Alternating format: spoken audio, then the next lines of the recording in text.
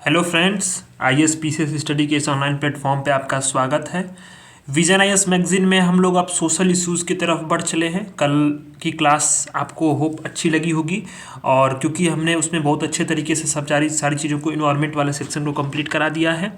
Environment का section इसलिए important है क्योंकि ये इस पर सवाल बनने की पूरी संभावनाएँ हैं, इसलिए जो है ये बार बार मैं फोकस कर रहा था उसको, और मैंने काफ़ी अच्छे तरीके से उसमें कंप्लीट कराया था। ठीक है, तो अभी जो है आपको क्या देखना है सोशल इश्यूज़ पे। सोशल इश्यूज़ में इस बार कम से कम 12 टॉपिक हैं, और ये सोसाइटी के टॉपिक्स हैं, और ये GS1 के लिए सिलेबस में आ सकते हैं, GS3 में भी आ सकते हैं, और कुछ कुछ मुद्दे GS2 में भी आ सकते हैं, जो कि मैं आपको बताऊंगा। जैसे ये क्या है, LGBTQIA के प्लस के अधिकारों पे सुप्रीम कोर्ट का जो फैसला आया है उस पर ये बात की जा रही है। तो इस पर कुछ कानूनी दाव पेच भी है, तो ये GS2 में भी आ सकता है, और ये GS1 का तो टॉपिक है ही। ठीक है, चलिए शुरू करते हैं अपने पहले टॉपिक पे, LGBTQIA। और ये इसमें क्या है कि इसमें कि जो इसका विवाद चल रहा था, इस पर सुप्रीम कोर्ट का फैसला आया, संविधान पीठ थी। तो सुप्रीम कोर्ट के जो 5 जजों की एक संविधान पीठ थी, उसने क्या किया कि Supriya at the rate of Supriya Chakraborty बनाम भारत संवाद में सर्वसम्मति से क्या किया कि जो लैंगिक व्यक्तियों है ना, समलैंगिक व्यक्तियों, उनको विवाह के कानूनी मान्यता, विवाहों को कानूनी मान्यता देने से उसने इनकार कर दिया। ये बात कही गई इसमें। और ये अब इसमें ये इतना बड़ा विवाद था कि इसमें कई सारे जो है याचिकाएं पड़ी थी, कई सारी याचिकाएं पड़ी थी, जिसके वजह से जो है सुप्रीम कोर्ट की संविधान पीठ बैठी, 5 जजों की ये बेंच थी, और 5 जजों की इस बेंच ने सर्वसम्मति से जो है इसके कानूनी मान्यता देने को इनकार कर दिया। तो इसके बारे में हम लोग डिटेल में पढ़ते हैं। तो अब एक चीज़ आप जान लीजिए कि कुछ अन्य तथ्य इसमें क्या क्या है। तो ये अन्य तथ्य है कि कई याचिकाओं में क्या था, विशेष विवाह अधिनियम 1994, हिंदू विवाह अधिनियम 1955, विदेशी विवाह अधिनियम 1969 के प्रावधानों को चुनौती दी गई थी। इसमें इन याचिकाओं में कहा गया था कि जो कानून है वो नॉन हेट्रोसेक्सुअल जो विवाह है उसको मान्यता नहीं देते हैं, यानी कि जो कानून गैर विषम लैंगिक जो विवाह है उसको मान्यता जो है ये नहीं देते हैं। ठीक है, ये बात इसमें कही गई थी। तो विवाह के मुद्दे पर क्या है कि जो अदालत ने न्यायिक संयम बरतते हुए जो है, न्यायिक संयम बरतते हुए इसे क्या नीतिगत मामला बताया, पॉलिसी का इशू बताया, और इससे संबंध में कोई भी निर्णय लेने से जो है स्पष्ट रूप से जो है कार्यपालिका और विधायिका पे जो इसको छोड़ दिया, अपना उसने पल्ला झाड़ लिया। पल्ला झाड़ना नहीं कहेंगे, ये गलत बात है, लेकिन मतलब उसने क्या बोल दिया कि ये नीतिगत मामला है, इस पे जो है विधायिका और कार्यपालिका जो है वो कानून बनाए, न्यायालय का कानून बनाना इस पे उचित नहीं होगा। ठीक है, हालांकि जो सभी 5 न्यायाधीशों में समलैंगिक जोड़ों के साथ जो भेदभाव था उसको खत्म करने की आवश्यकता जी थी, उसको स्वीकार किया, लेकिन वे जो है क्वियर जोड़े को कानूनी रूप से मान्यता प्राप्त सिविल यूनियन का दर्जा देने पे एकमत नहीं थे। सिविल यूनियन के बारे में अभी हम समझाएंगे आपको क्या होता है। जो क्वियर जोड़े थे, क्वियर जोड़े, उनको कानूनी रूप से मान्यता प्राप्त जो सिविल यूनियन है उसका दर्जा देने पे ये एकमत नहीं थे। हालांकि भेदभाव पर उन्होंने पूर्ण रूप से सहमति जताते हुए भेदभाव खत्म करने की बात की। 3 न्यायाधीशों के बहुमत ने इस बात पर जोर दिया कि विवाह की कोई भी जो कानूनी स्वीकृति केवल अधिनियमित कानून के जरिए ही होनी चाहिए। ये कानून बनाने का काम जो किस पे था, विधायिका और कार्यपालिका के, जो इसने छोड़ दिया। ठीक है, तो ये बात इसमें मुख्यतः जो है निकल करके आती है। इसके बाद हम लोग देखेंगे कि LGBTQ के अधिकार किस बात के मुद्दे थे, याचिकाएं क्या पड़ी थी, न्यायालय का क्या निर्णय था, फिर असहमतिपूर्ण राय क्या इसमें जो जोड़ा गया था, जो जजों की बेंच थी उसने क्या बताया, वो चीज़ थी। ठीक, फैसले के प्रमुख बिंदुओं पे एक नज़र डालेंगे, फिर निष्कर्ष और अन्य जो कानूनी जो उनको उपलब्धताएं हैं मान्यता संबंधित उनको देखेंगे LGBTQ के। ठीक है, और फिर दुनिया भर में जो है LGBT जो है ये अधिकार है, इनके अधिकारों के बारे में समझेंगे। तो चलिए हम लोग शुरू करते हैं। पहले अपने तो यहाँ पे आपने एक शब्द सुना होगा, ये है सिविल यूनियन। सिविल यूनियन को थोड़ा सा आपको मैं बताता हूँ। सिविल यूनियन क्या है, दरअसल क्या है कि ये कानूनी दर्जा है। जैसे सिविल यूनियन क्या है, एक प्रकार का कानूनी दर्जा है। ठीक, अब यह मुख्यतः उन न्याय क्षेत्रों में या उन देशों में समलैंगिक जोड़े को दिया जाता है जो क्या है कानूनी रूप से विवाह प्राप्त करने की जो उनकी अनुमति नहीं मिली है। ये सिविल यूनियन एक प्रकार का जो है कानूनी दर्जा होता है। ठीक है, जहाँ विवाह जो है कानूनी रूप से विवाह करने की अनुमति नहीं होती है समलैंगिक जोड़ों को, वहाँ दिया जाता है। ठीक है, यह मूल रूप से क्या है, समलैंगिक विवाहों को मान्यता नहीं देने और पूर्ण मान्यता देने के बीच की स्थिति है। मतलब क्या है कि देख लीजिए, एक यह समलैंगिक जोड़े हैं। ठीक है, ये इनको एक विवाह की मान्यता देना हो गया और ये एक नहीं देना हो गया, एक नहीं देना हो गया और एक देना हो गया, ठीक है, विवाह की मान्यता। अब इसके बीच की जो स्थिति है ना, सिविल यूनियन, अब ये इसको कहा जाता है, मतलब जहां नहीं दिया जाता विवाह को मान्यता वहीं इसको जो है ये सब अधिकार प्राप्त है। तो यही यही अधिकार को मांग रहे थे ये लोग। न्यायालय ने इसको दर्जा देने पर जो है एकमत नहीं दर्शाया, मतलब जो न्यायाधीश थे वो एकमत नहीं थे और उन्होंने नहीं दिया, ठीक है।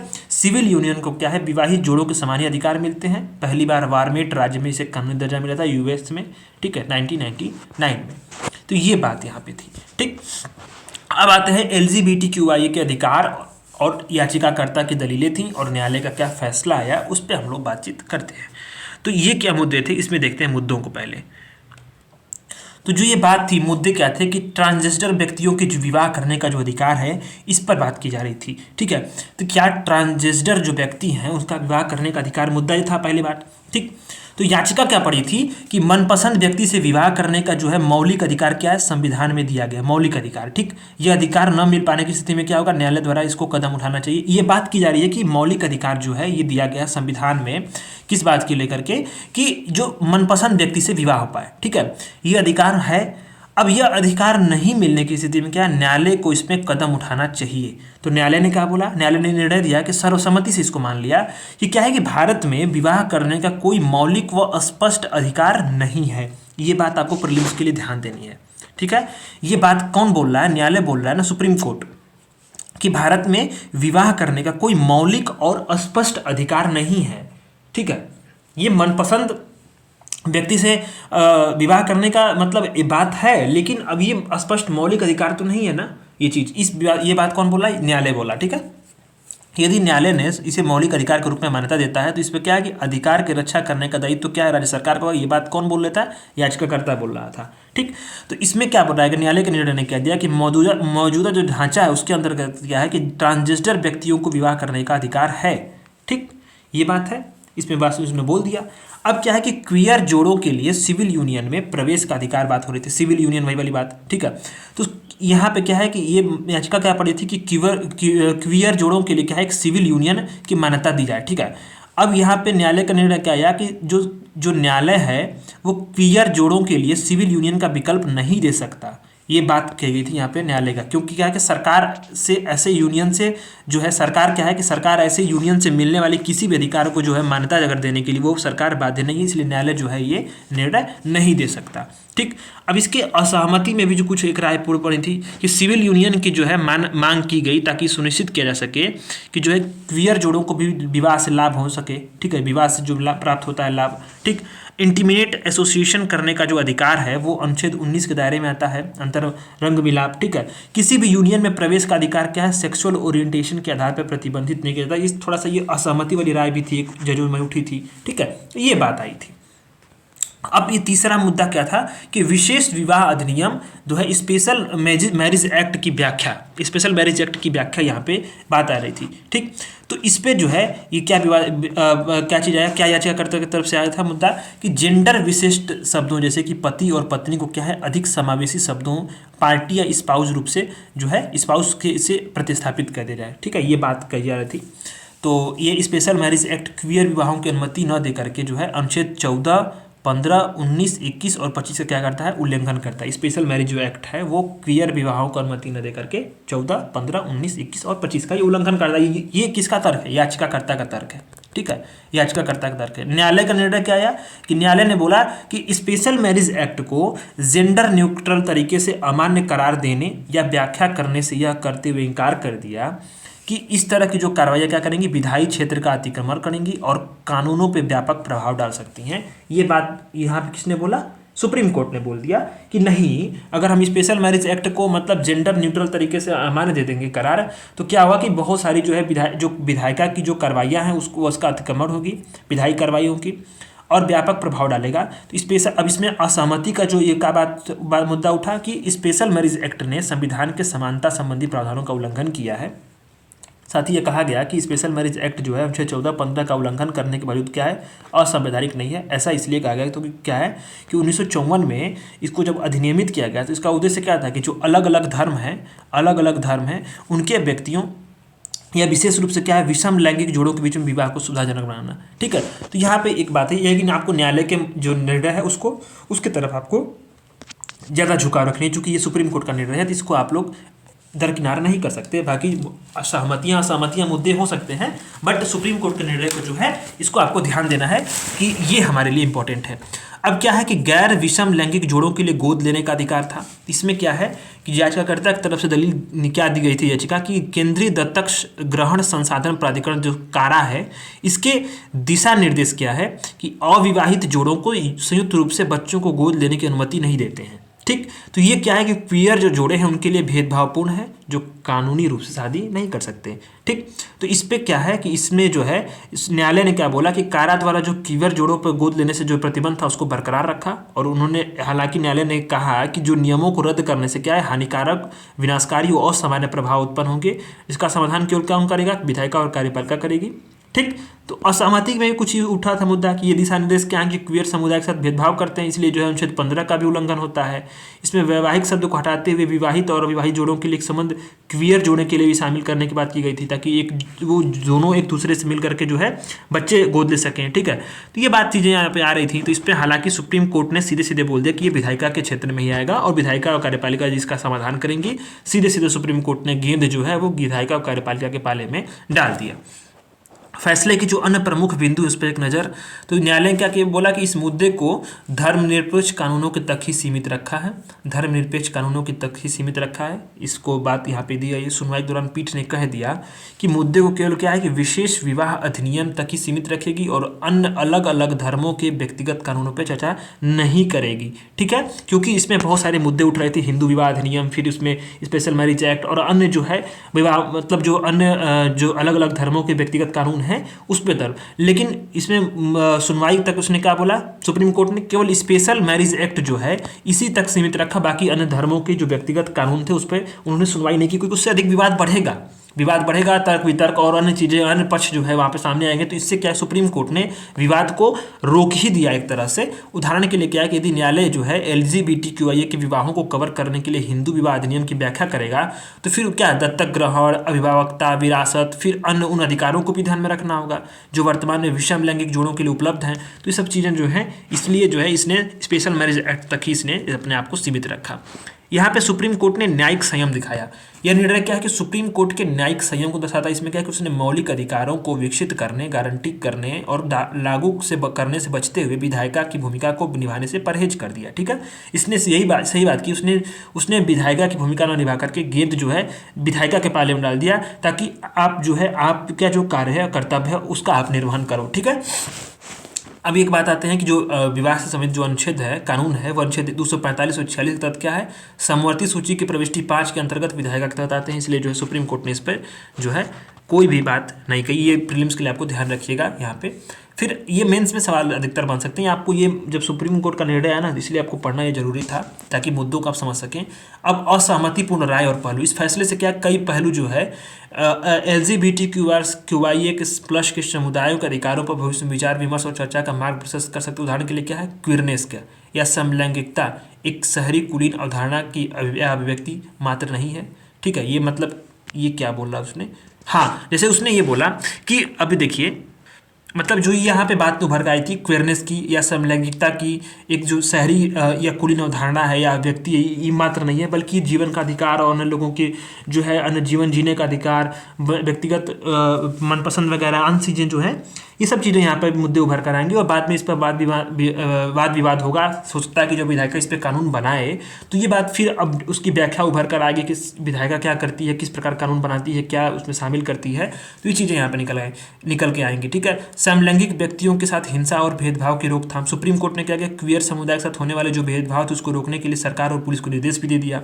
इसमें क्या है, बहुत सारे जन जागरूकता, मतलब हेल्पलाइन, सुरक्षित घर, बच्चों की सुरक्षा जो है, इंटरसेक्स बच्चों की सुरक्षा, फिर अन्य जो है इसमें क्या है कि उत्पीड़न न करना, चयन की स्वतंत्रता की सुरक्षा, हिंसा से सुरक्षा, प्रारंभिक जांच, ये सब सारी चीज़ें जो है सुप्रीम कोर्ट ने ये किसको दिया, सरकार और पुलिस को निर्देश दे दिया कि इस तरह की सुरक्षा आप उसका उनका करो। ठीक है, इसके बाद क्या है कि LGBTQI के जो समुदाय के जो अधिकार है उसको मान्यता संबंधी जो कानूनी उपलब्धियाँ वो कौन सी हैं, उसमें देखते हैं 2014 में नालसा बनाम भारत संघवाद, नॉन बाइनरी समुदाय को क्या है लैंगिक पहचान बनाने का संवैधानिक अधिकार है। इस प्रकार नॉन बाइनरी समुदाय को मान्यता दी गई थी किस जो ये वाद विवाद में, नालसा बनाम भारत संघवाद 2014 में। ठीक है, 2018 में नवजीत सिंह जौहर बनाम भारत संघवाद में क्या है कि समलैंगिकता से संबंधित जो आईपीसी की धारा 377 उसको अपराध की श्रेणी से बाहर कर दिया गया। बहुत इंपॉर्टेंट है, इसको आप लोग देख लीजिएगा। नवजीत सिंह जौहर बनाम भारत संघवाद, इसमें धारा जो 377 है उसको अपराध की श्रेणी से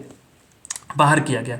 2017 में क्या है कि न्यायमूर्ति के.एस. पुट्टास्वामी बनाम भारत संघवाद में इसमें क्या है कि सेक्सुअल ओरिएंटेशन की अभिव्यक्ति और सुरक्षा को जो है निजता के मूल अधिकार के अनिवार्य घटक के रूप में इसको मान्यता दी गई थी। बहुत इंपॉर्टेंट है के.एस. पुट्टास्वामी बनाम भारत संघवाद, इसलिए ये आपको ध्यान देना है। फिर 2019 में क्या है, ट्रांसजेंडर व्यक्तियों अधिकारों का संरक्षण अधिनियम 2019 को लागू किया गया था।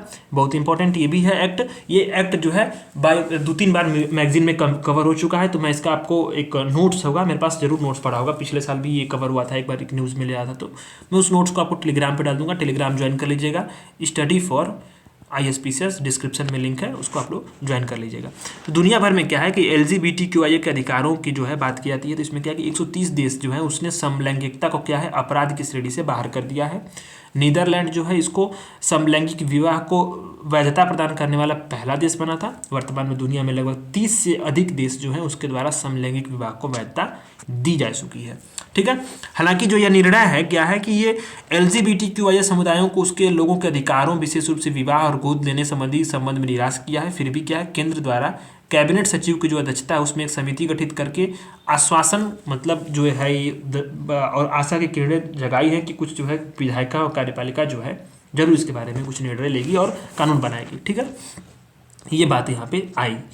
अब लोग आते हैं हम लोग की जातिगत जनगणना पे। ये बहुत मुद्दा एकदम हॉट टॉक रहा ये, और ये क्या है कि इस पे बहुत सारे वाद विवाद हुए पार्टियों के बीच में, कई सारे जो है ये इस पे लंबी बहसें भी चली हैं। और हालांकि जो है बिहार में ये जातिगत जनगणना जारी हो गया, और ये बहुत इंपॉर्टेंट है। BPSC वालों भी आप लोग देख लीजिएगा, इसको बहुत इंपॉर्टेंट आप लोगों के लिए भी है, और साथ साथ जो है पूरे देश में ये मुद्दा छाया रहा है, तो इसलिए जो इसको पढ़ना बहुत जरूरी होता है अच्छे तरीके से। ठीक है, तो हम लोग देखते हैं कि हाल ही में क्या है कि बिहार राज्य सरकार ने हाल ही में जाति सर्वेक्षण पर एक रिपोर्ट जारी की।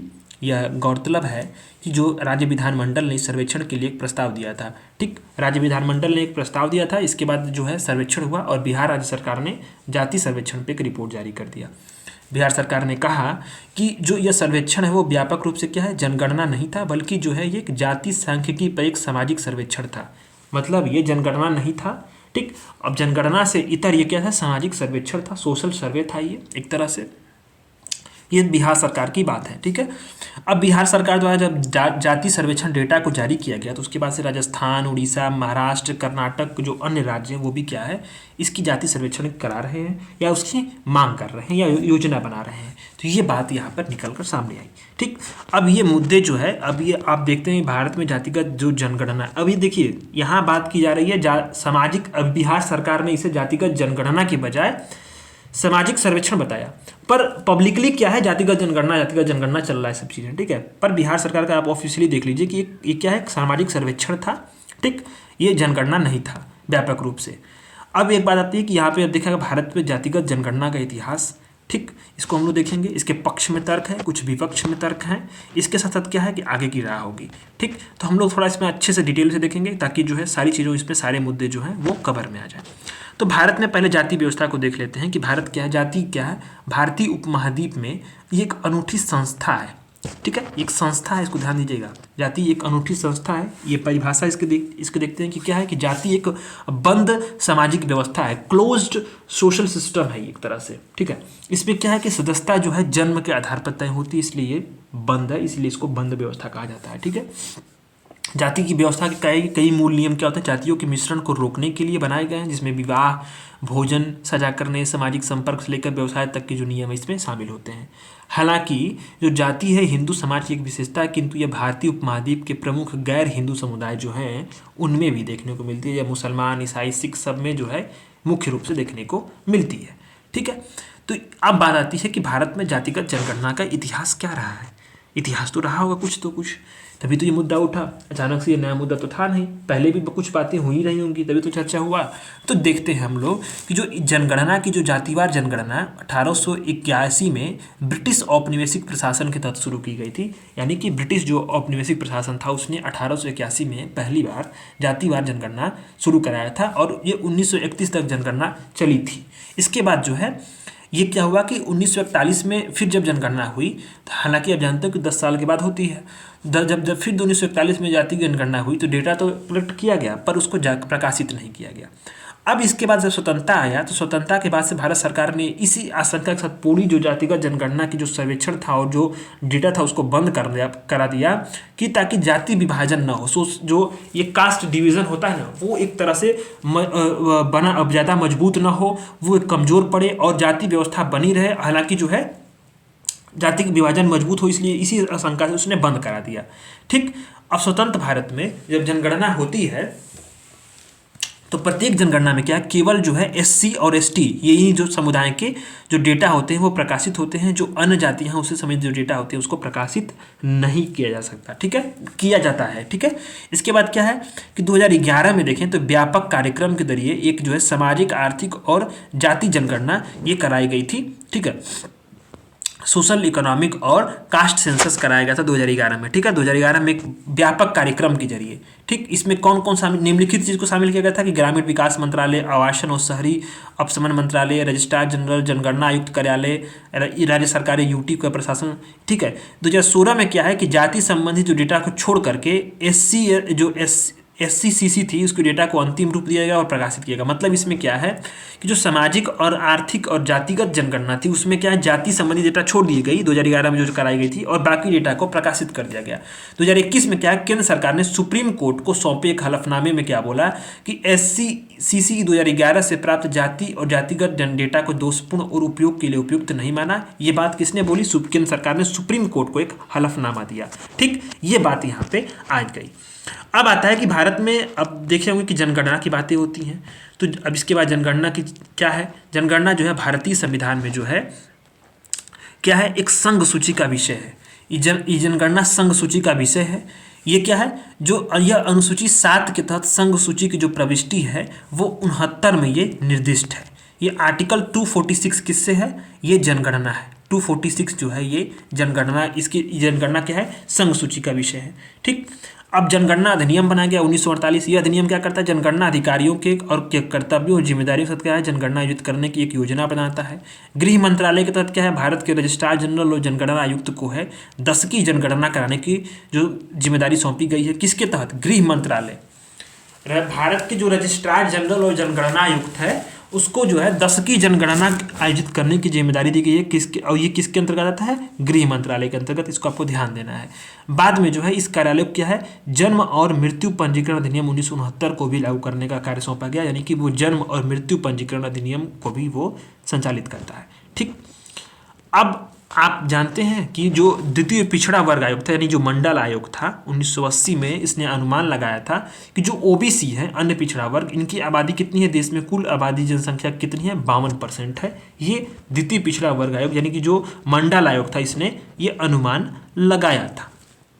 अब आप जान गए होंगे कि क्यों ये मुद्दा उठ रहा है। चूंकि क्या है कि जो भारत की जो जनगणना होती है स्वतंत्रता के बाद से उसमें SC और ST को छोड़ करके बाकी सभी जातियों की जो जनगणना है उसको जो है प्रकाशित किया था, पर अन्य मतलब उसको SC और ST को प्रकाशित करके बाकी अन्य जो जातियां उसकी जनगणना को प्रकाशित नहीं किया जाता। ठीक है, और 2011 में जो SCCC हुई थी यानी कि सोशल इकोनॉमिक कास्ट सर्वे जो हुआ था, कास्ट सेंसस जो हुआ था उसमें सिर्फ और सिर्फ जो है जो जाति के डेटा को छोड़कर बाकी अन्य डेटाओं को 2016 में प्रकाशित किया गया। अब 2016 में जो प्रकाशित किया गया इस पर विवाद उठा तो सुप्रीम कोर्ट में मामला पहुंचा, तो 2021 में जो है केंद्र सरकार ने इस पर हलफनामा दिया और बोला कि जो डेटा जातिगत जनगणना से संबंधित था वो उपयुक्त नहीं था और ये हमारे उपयोग के लिए था भी नहीं। ठीक, तो ये हलफनामा में बात की गई थी। अब आता है कि जातिगत जनगणना के पक्ष में तर्क क्या है और एक विपक्ष में तर्क क्या है। यूपीएससी यूपीपीसीएस मेंस में ये चीज़ें बन सकती हैं, इंटरव्यू में भी ये चीज़ें अगर ये न्यूज में रही तो जो लोग देंगे वो उनके लिए इंपॉर्टेंट है क्योंकि ये चीज़ें फिर बार बार पूछी जाएंगी। तो आप लोगों को इस पर ध्यान से पढ़ लेना है कि जातिगत जनगणना के पक्ष में जो तर्क देते हैं वो क्या देते हैं। वो तर्क देते हैं कि संविधान द्वारा सौंपे गए कार्य हैं। मतलब क्या है कि अनुच्छेद 340 एक आयोग की नियुक्ति का प्रावधान करता है। अनुच्छेद 340, ये ध्यान दीजिएगा इसको, यह आयोग क्या करता है, सामाजिक और शैक्षणिक रूप से जो पिछड़े वर्ग है उनकी स्थितियों की जांच करने के साथ साथ क्या है, सरकारों द्वारा उठाए जाने वाले कदमों के बारे में सिफारिशें करने की बात करता है। ये बात किसकी की गई है, अनुच्छेद 140 में बताई गई है। तो जो विपक्ष में तर्क देते हैं वो क्या बोलते हैं, जो संवैधानिक प्रावधान है पिछड़े वर्गों की बात करता है, ठीक, वो न कि पिछड़ी जातियों का। संविधान में जाति का प्रयोग किसमें केवल हुआ है, अनुसूचित जातियों के संबंध में ही इसका प्रयोग किया गया है, ठीक है। तो ये पिछड़े जाति की बात नहीं करता है, पिछड़े वर्गों की बात करता है। अब यहाँ पे फर्क आ जाता है, ठीक। ये जो जनगणना के पक्ष में तर्क देते हैं वो क्या बोलते हैं, सामाजिक न्याय और आरक्षण नीति में सुधार होना चाहिए। इसमें अब ये बात आती है कि इसमें मौजूदा जो श्रेणियां है उसमें नई जातियों के समावेशन से या इन श्रेणियों में जो उन्नत जाति यानी क्रीमी लेयर के निष्कासन के निर्धारण में सरकार क्या मिलेगी, मदद मिलेगी। लाभों का क्या होगा, अधिक जो है न्याय संगत वितरण होगा। कोटा जो विद इन द कोटा जो है इसकी प्रणाली तैयार करना संभव हो पाएगा, ठीक।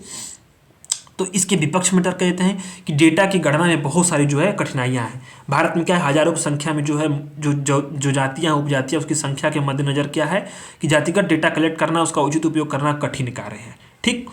अब इसके अलावा क्या है कि नीति निर्धारण, ये पक्ष में देते हैं तर्क कि नीति निर्धारण में यदि जातीय जनगणना का डेटा उचित तथ्यों और साक्ष्यों के आधार पर नीति निर्माण में मदद करेगी और जो वंचित और दलित वर्ग है, दमित यानी कि जो जिसका दमन हुआ, ठीक है, दमित वर्ग है, उसकी जरूरतों को और मांगों को पूरा कर पाएगी, ठीक।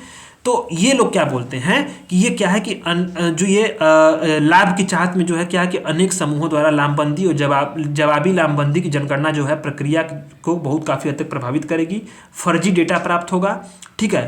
अंतरजातीय विवाह और अनुलोम विवाह से जो मौजूदा जटिलताएं हैं उसके साथ कठिनाइयां हुई हैं और कई सारे जातिगत जुड़ाव भी उत्पन्न होते हैं। तो इसमें क्या है कि विवाद होगा, ठीक है।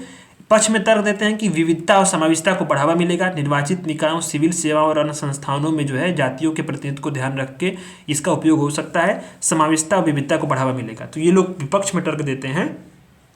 जो विपक्ष में जाता है वो क्या बोलते हैं कि इसके राजनीतिक दुरुपयोग की संभावनाएं होंगी। ये वोट बैंक की राजनीति और पहचान आधारित ध्रुवीकरण सहित राजनीतिक उद्देश्यों के लिए किया जाएगा, ठीक है। यानी आइडेंटिटी पॉलिटिक्स का कार्ड यहाँ पे खेला जाएगा, इस तरह की बात यहाँ पे होती है, ठीक।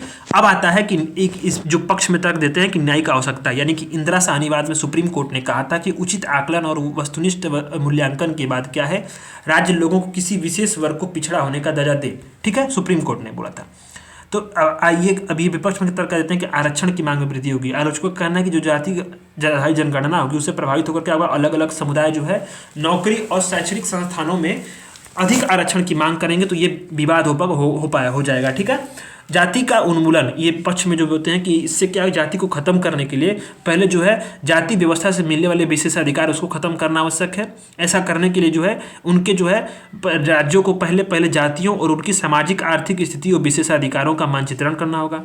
तो जो लोग विपक्ष में तर्क देते हैं वो क्या बोलते हैं कि जाति आधारित आंकड़ों पर ध्यान केंद्रित करने से अलग अलग समूहों में असंतोष होगा, अंतरजातीय तनाव बढ़ेगा, समावेशिता पूर्व के बजाय जो है समावेशिता और सामंजस्यपूर्ण समाज के निर्माण में बाधा होगी। ये सारी चीज़ें जो है तर्क और विपक्ष में आ सकती हैं, ठीक है। तो ऐसे में आगे की राह क्या हो, तो आगे की राह क्या है कि राजनीतिक सर्वसम्मति बनाना बहुत जरूरी है। भारतीय राजनीतिक चिंतन में क्या है कि ऐसे बहुत सारे मुद्दे हैं जिस पर व्यापक सहमति, राजनीतिक सहमति के तरह निर्णय लेते हैं। तो इसलिए जो है पार्टियों को, दलों को और लोगों को राजनीतिक सर्वसम्मति जो है बनाना, कॉन्सेंसस डेवलप करना, ये बहुत जरूरी है, ठीक है। समावेशी परामर्श करना बहुत जरूरी है सभी हितधारकों के लिए। जाति जनगणना के नियोजन और कार्यान्वयन में जो सभी हितधारक हैं उनको शामिल करना चाहिए, ठीक। समाजशास्त्री और अनुसंधान संस्थाओं को जातिगत जनगणना की प्रक्रिया में शामिल करना चाहिए, ठीक। जाति और उपजाति की पहचान करना, अब क्या है कि सभी संप्रदायों उपजातियों की पहचान के लिए राज्य और जिला स्तर पर जो है सोशियो और एंथ्रोपोलॉजिकल अध्ययन किया जा सकता है। प्रौद्योगिकी का इस्तेमाल करना चाहिए, उभरती जो प्रौद्योगिकी है उसका, जैसे कि artificial intelligence, big data analysis का किस लिए उदाहरण करना चाहिए, विश्लेषण और मूल्यांकन करने के लिए और सार्थक निष्कर्ष पर पहुंचने के लिए, ठीक। समय समय पर समीक्षा और अपडेट करना चाहिए, यानी कि समय समय के साथ क्या सामाजिक संरचनाएं विकसित होती हैं, जातिगत पहचानें बदल जाती हैं। इन परिवर्तनों को शामिल करने के लिए क्या है कि लचीलेपन के साथ जो है जनगणना की प्रक्रिया को डिजाइन करना चाहिए और समय समय पर इसकी समीक्षा करनी चाहिए, ठीक। अब हम लोग आते हैं अपने यूथ लेड डेवलपमेंट पे, यानी युवाओं के नेतृत्व में विकास। अब ये क्यों हुआ, क्योंकि ये एक प्लेटफॉर्म शुरू किया गया, मेरा युवा भारत। इसके बारे में हम समझेंगे। फिर इसका उद्देश्य क्या है, भारत पे युवाओं पर जो ध्यान केंद्रित करने की आवश्यकता क्यों है, यूपीएससी में इस बार एक सवाल भी पूछा था मेंस में, उसको भी मैं दिखाऊंगा आपको। और भारत की युवाओं के सामने क्या क्या चुनौतियां हैं और पहले क्या हैं, इसके बाद आगे की राह क्या हो, इस पर हम लोग बात करके ये आर्टिकल को खत्म करेंगे। बहुत अच्छा आर्टिकल है ये, आपके लिए बहुत इंपॉर्टेंट आर्टिकल है। ठीक है, तो अभी एक जो है, अभी ये क्या न्यूज़ में रहा, न्यूज़ में ये रहा, आपको प्रीलिम्स के लिए ध्यान देना है कि जो राष्ट्रीय एकता दिवस है, ठीक है, इसके अवसर पे है। राष्ट्रीय एकता दिवस कब मनाया जाता है, थोड़ा इसको आप लोग कमेंट करिएगा, ये आप लोग कमेंट करिएगा कि राष्ट्रीय एकता दिवस कब मनाया जाता है। आप लोगों से थोड़ा सा एक IQ टेस्ट भी हो जाए, एक तरह से नॉलेज टेस्ट है, IQ नहीं, नॉलेज टेस्ट। तो राष्ट्रीय एकता दिवस क्या है, इसके अवसर पर युवाओं के लिए मेरा युवा भारत नामक एक प्लेटफॉर्म शुरू की गई।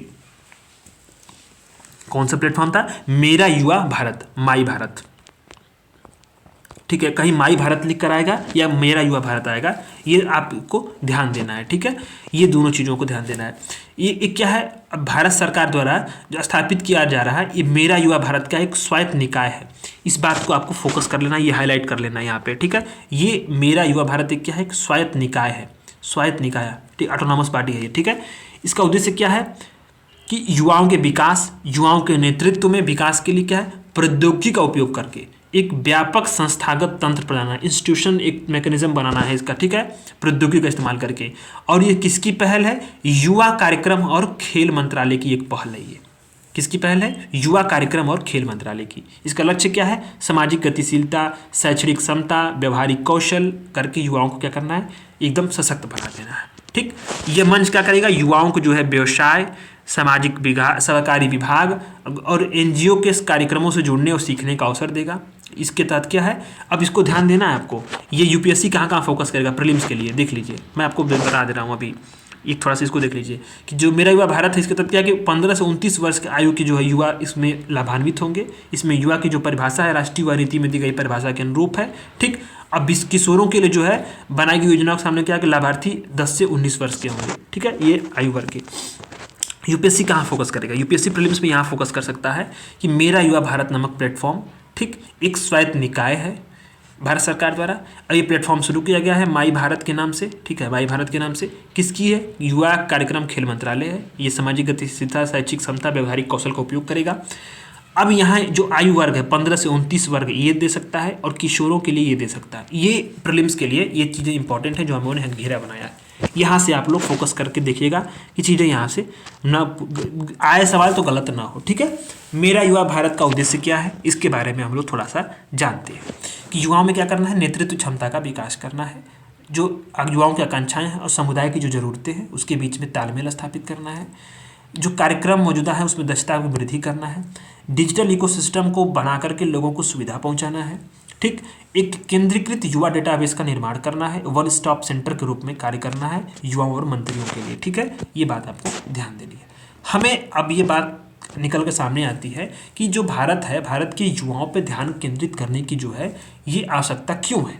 बात तो उभर कर आएगी कि हमें अपने युवाओं पर ध्यान केंद्रित करने की क्यों आवश्यकता है। तो ये बात जान लीजिए कि जो जनसांख्यिकीय लाभांश है उसको प्राप्त करने के लिए अभी क्या है कि भारत की जो 29 वर्ष की जो औसत आयु है, जो पूरी आयु है भारत की आयु, जो लोग हैं उसमें जितनी 145 करोड़ की जनसंख्या का, इसमें क्या है कि 29 वर्ष की जो आयु है वो क्या है, औसत आयु है। यानी दुनिया का सब क्या है, युवा देशों में से भारत एक है। ठीक, इसके लिए जो है जनसांख्यिकीय लाभांश प्राप्त करने के लिए युवाओं पर फोकस करने की भरपूर आवश्यकता है। आर्थिक लाभ क्या है, बेहतर शिक्षा और कौशल से क्या है कि जो लैस युवा आबादी होगी अर्थव्यवस्था के विस्तार में मदद करेगी। दुनिया का सबसे तीसरा बड़ा इकोसिस्टम कहाँ पे, भारत में है। तो रोजगार पैदा करने वाले जो प्रमुख स्रोत हैं वो भारत में ही उभर रहे हैं। राजनीतिक सहभागिता, इसमें क्या है कि देश की जो राजनीतिक और सामाजिक जो विकास के लिए आवश्यक है कि युवाओं के बीच में नागरिकता और सामुदायिक सेवा के प्रति जो समर्पित गुण हैं उनको विकसित किया जाए, प्रोत्साहित किया जाए। अब आता है सामाजिक चुनौतियों का समाधान करना। युवाओं पर ध्यान केंद्रित करके कई सारी जो सामाजिक चुनौतियां उसका प्रभावी ढंग से समाधान किया जा सकता है। पर्यावरण संरक्षण की ध्यान देना, इसमें क्या है कि प्राकृतिक संरक्षा और संरक्षा में जो है युवा काफ़ी जो है प्रमुख भूमिका निभा सकते हैं। और लाइफ आंदोलन जो है युवा काफ़ी उत्साह से मना रहे हैं। पर्यावरण के लिए जीवन शैली व साधारण विकास के लिए शामिल सिद्धांतों को भी बढ़ावा देने, इसलिए जो है युवाओं पर ध्यान फोकस करने की आवश्यकता है। वैश्विक प्रतिस्पर्धात्मकता जो है, कॉम्पिटिटिवनेस से क्या है कि वर्तमान में दुनिया गहनता के साथ जो है एक दूसरे से जुड़ी हुई है। ऐसे में क्या है कि जो कौशल से लेस युवा होंगे और युवा कार्यबल होगा, वैश्विक मंच पे प्रभावी ढंग से प्रतिस्पर्धा करने की स्थिति में होगा। देश की युवा जो है वैश्विक प्रतिष्ठा में महत्वपूर्ण योगदान दे सकते हैं।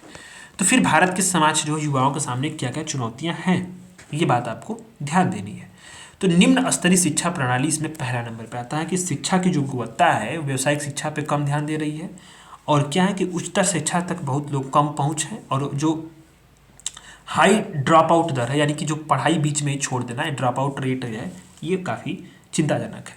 उच्च बेरोजगारी क्या है कि शिक्षित युवाओं में बेरोजगारी दर काफ़ी अधिक है, और ये जो दर है विकसित और विकासशील देशों की तुलना में काफ़ी अधिक है। ठीक है, ILO के अनुसार क्या है 2022 में जो अनुमानित युवा है बेरोजगारी दर कितने 23.22% है।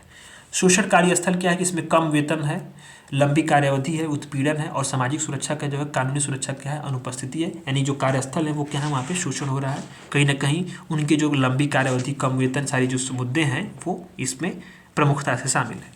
सामाजिक मुद्दे क्या है कि मादक द्रव्यों का सेवन हो रहा है, हिंसा अब काफ़ी ज़्यादा है, अपराध, कट्टरपंथ, सांप्रदायिकता और लैंगिक आधार भेदभाव जो है ये हमारे सामाजिक मुद्दा है, और ये युवाओं के नैतिक मूल्यों, नागरिक की बोध, नागरिक भावना, सामाजिक जिम्मेदारी और राष्ट्रीय एकता की भावना को क्या कर रहे हैं, गहनता से इसको प्रभावित कर रहे हैं। ठीक है, मनोवैज्ञानिक मुद्दे क्या हैं कि असफलता की स्थिति में जो है खुद की योग्यता पे संशय और आत्मविश्वास की कमी क्या कर रही है, उन्हें डिप्रेशन में ढकेल दे रही है। कोटा में जो है आपने देखा होगा बहुत सारी जो है ये घटनाएं देखी, कोटा नहीं देश के अन्य हिस्सों में भी ये चीज़ें देखी जा सकती हैं।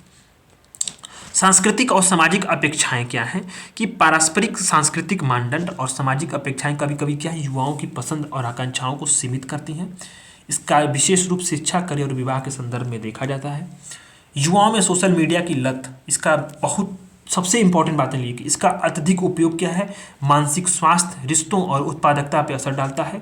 यूपीएससी ने 2022-23 के इसी साल के मेंस में GS1 में यह सवाल पूछा कि युवाओं में सोशल मीडिया की लत पर एक सवाल पूछा हुआ है, और ये 15 से 20 नंबर में शायद सवाल पूछा हुआ है। आप लोग PY को उठा के देखिएगा, 2021 का 2023 का ही इसी साल का GS1 पेपर, GS1 का पेपर उठा के देखिए, यही सवाल एकदम सेम यही लाइन से सवाल पूछा हुआ है। तो युवाओं में सोशल मीडिया की लत पे सवाल आ रहा है, इसका मतलब ये मुद्दा है। ठीक है, इस पर मैं एक आर्टिकल शेयर कर दूंगा, मैंने एक आर्टिकल लिखा हुआ है, मैंने शेयर भी किया हुआ है टेलीग्राम पे, आप देखिएगा ये आर्टिकल मैंने शेयर किया हुआ है ऑलरेडी। ठीक है, वहाँ पे आप देखिएगा, आप फाइल वाले सेक्शन में चले जाइएगा, वहाँ पे मीडिया वाले फाइल्स वाले सेक्शन में आ जाइए, फोटोज़ में मैंने वहाँ पे शेयर किया हुआ है आर्टिकल। इस पर मैंने एक आर्टिकल लिखा हुआ था बहुत पहले, 4 साल पहले, वो क्वेश्चन सेम वही शब्द सा क्वेश्चन वही बन के आ गया GS1 में। ठीक है, तो ऐसे क्या है कि युवाओं की भूमिका बढ़ाने के लिए बहुत सारे पहले शुरू की गई हैं। ठीक, अब इसकी बात आगे की राह हम लोग देखेंगे, तो कौन कौन सी पहले हैं तो उसको हम लोग पहले देखते हैं। शिक्षा के संबंध में क्या क्या पहले की गई हैं, तो नई शिक्षा नीति लाई गई 2020 के कस्तूरी रंजन के अध्यक्षता में इसको बनाई गई थी। ठीक है, 1986 के बाद ये जो है दूसरी जो है शिक्षा नीति लाई गई। इसमें क्या है समग्र शिक्षा यानी एकीकृत स्कूली शिक्षा 2018 को भी इसमें शामिल किया गया। अब आता है स्वास्थ्य और आरोग्यता पर ध्यान दी जा रही है, यानी आयुष्मान भारत योजना, इसमें हेल्थ एंड वेलनेस सेंटर और प्रधानमंत्री जन आरोग्य योजना PM-JAY, ये जो है योजना क्या है स्वास्थ्य और आरोग्यता पर ध्यान केंद्रित कर रहे हैं। एंटरप्रेन्योरशिप में स्टार्टअप और स्टैंडअप इंडिया कार्यक्रम। ठीक है, साइंस में क्या है साइंस सिटीज़ केंद्र और इनोवेशन हब। ठीक, विज्ञान में देखिए जाता है impacting research, innovation and technology imprint. ठीक, इसके साथ साथ जो है अगर आप देखें तो इसमें क्या है अवसंरचना में देखें तो स्मार्ट सिटी मिशन, अमृत मिशन। ठीक है, कायाकल्प और शहरी परिवर्तन के लिए अटल मिशन अमृत, PM गति शक्ति। कौशल विकास के लिए क्या है प्रधानमंत्री कौशल विकास योजना और संकल्प कार्यक्रम। ध्यान दीजिए संकल्प कार्यक्रम, आजीविका संवर्धन के लिए कौशल प्राप्ति और ज्ञान जागरूकता संकल्प। ठीक है, तो कौशल विकास पे ही मैंने एक आर्टिकल लिखा हुआ था, ये देखिए आप लोग, ये होगा कौशल विकास, ये 15 अक्टूबर 2022 पिछले साल का आर्टिकल है ये। इसमें क्या है कि मैंने कौशल संबंधित जो बात है इस पर बहुत सारे चीज़ों पर, इसमें कीवर्ड्स भी आप देख लीजिएगा इसमें कि बहुत अच्छे अच्छे कीवर्ड्स यहाँ पे इस्तेमाल किया मैंने। क्या है जैसे कि मतलब इसमें फिक्की का जो ग्लोबल स्किल समिट हुआ था। ठीक, तो भारतीय कौशल पारिस्थितिकी तंत्र को मजबूत करने में इस पर जोर दिया गया था। तो ऐसे में क्या है कि यह मैंने बहुत सारे मुद्दों को लिखा था कि बदलते दौर में कौशल विकास क्या है, व्यवहारिक चुनौतियाँ क्या हैं, संभावित उपाय क्या हो सकते हैं, इन सारी चीज़ों का आप लोग, ये आर्टिकल मैं शेयर कर दूंगा। ठीक है, ये आर्टिकल मैं शेयर कर दूंगा, दैनिक जागरण के राष्ट्रीय संस्करण में मैंने इसको लिखा हुआ था, आप लोग इसको देखिए। लिखिएगा, ठीक है। ये उम्मीद है आपको जो है इसमें बहुत सारी चीज़ें आपको मेंस के लिए मिलेंगी, ठीक है। नवाचार के मामले में कौन कौन सी चीज़ें शुरू की गई हैं? अटल टिंकरिंग लैब जो है ये कार्यक्रम शुरू किया गया, ATL कार्यक्रम, ठीक है। अब ऐसे में आगे की राह क्या हो सकती है कि राजनीतिक सशक्तिकरण पे जोर दिया जाए, यानी जो युवाओं से जुड़ी समस्याएं उसके लिए समाधान के लिए लामबंदी करने और पक्ष रखने के लिए युवाओं समेत जो संगठन है और नागरिक समाज उसको प्रशिक्षण देना चाहिए। नीति निर्माण और निर्णय प्रक्रियाओं में युवाओं को शामिल करना चाहिए। जो कौशल अंतराल है, ठीक है, उसको शामिल करना, उसको खत्म करना है। व्यावसायिक कौशल, इंटर्नशिप और एम्बेडेड अप्रेंटिसशिप डिग्री कार्यक्रमों को महत्व देना चाहिए।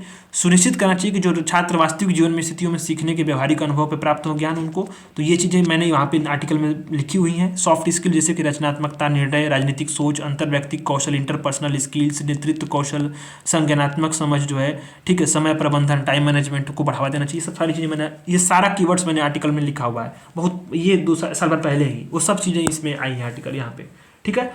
तो स्वास्थ्य और शिक्षा व्यय, इसमें बताते हैं साक्ष्य जो है कि बेहतर स्वास्थ्य के परिणाम स्वरूप क्या है, आर्थिक उत्पादकता बढ़ती है। पहुंच और भागीदारी को बढ़ावा देना, हाशिए के समुदाय और कुछ क्षेत्रों जैसे कि ग्रामीण क्षेत्रों पूर्वोत्तर भारत के लिए क्या है, विशेष पहलों और अभियानों को बढ़ावा देने की आवश्यकता है। तो इन सारी चीज़ों से क्या है, युवाओं के लिए जो है हम बेहतर वातावरण का निर्माण कर सकेंगे और उनके नेतृत्व में विकास भी हो सकेगा। यूथ लेड डेवलपमेंट भी जो है हम इसकी अपनी जो परिकल्पना उसको हम साकार कर पाएंगे। तो ये 3 आर्टिकल हमने अच्छे से देख लिया है। इसमें उम्मीद है कोई आपको दिक्कत नहीं होगा। अगर कोई भी दिक्कत हो, ठीक है, कोई भी प्रॉब्लम अगर आ रही है आपको, तो आप लोग प्लीज़ कमेंट कर दीजिएगा, मैं आपको जरूर बता दूंगा, ठीक है। और अपना फीडबैक जरूर दीजिएगा कि क्लासेस क्या है, क्या शामिल करना चाहिए, ठीक है। और टेलीग्राम को ज्वाइन कर लीजिए आप लोग, ठीक है। वीडियोज़ को लाइक और चैनल को सब्सक्राइब जरूर करके प्लीज़ अपना सपोर्ट जरूर दिखाइए। धन्यवाद।